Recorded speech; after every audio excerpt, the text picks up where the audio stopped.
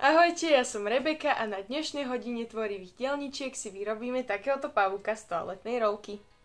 Na dnešný návod si pripravte toaletnú rolku alebo takúto dlhú kuchynskú rolku, štetce, farby, hlavne čiernu, fixku, lepiacu pásku, nožnice, nádobku na vodu a na dekoráciu budeme potrebovať aj sviečku.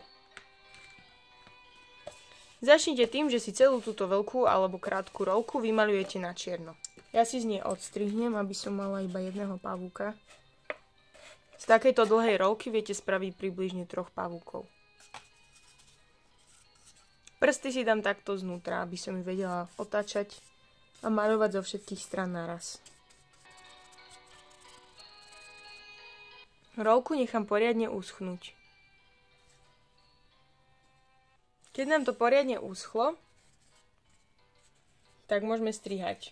Buď si to nakreslíte ceruzkou, že pokiaľ chcete strihať, alebo to urobíte tak by očko, že nebude úplne jasné, či má úplne rovnaké nohy. Ale v podstate treba strihať tak, aby ste mali sviečku trošku nižšie, ako je rolka. Aby boli dlhé nohy, ale zároveň tuto vám ostalo priestor na telo, takže to neprestrihnite takto celé. Ale strihame asi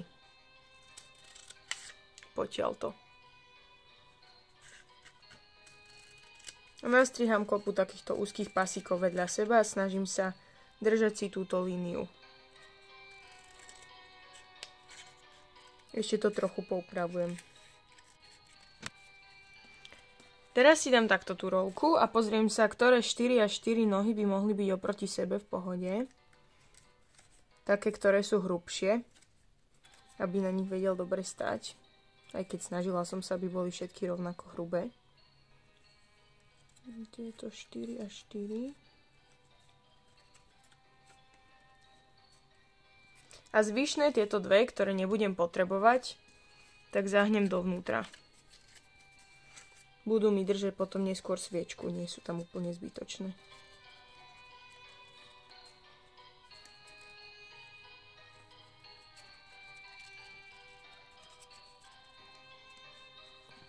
A prilepím ich vnútri lepiacou páskou.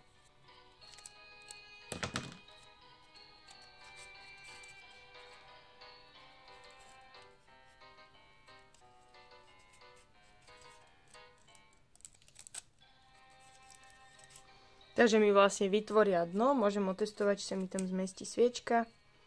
Áno, zmestí, aj v pohode bude držať. Tieto ostatné nohy potom poprehýnam tak, aby vyzerali ako pavúk. Všetky najprv do vonka. Ako keby kvietok.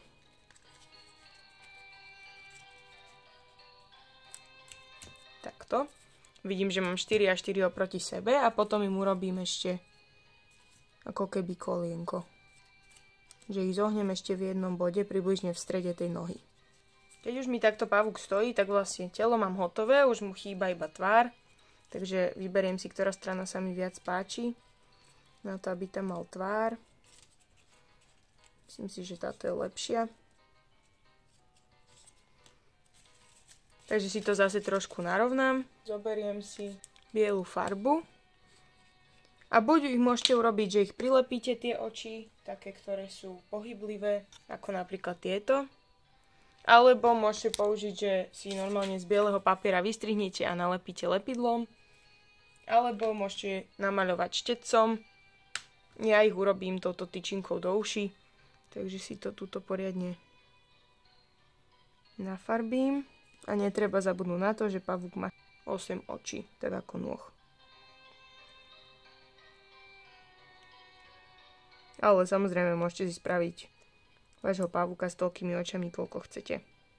A keď mi to trošku uschne, ešte ich dorobím fixkou. Aby mal aj zreničky. A nakreslím mu ústa.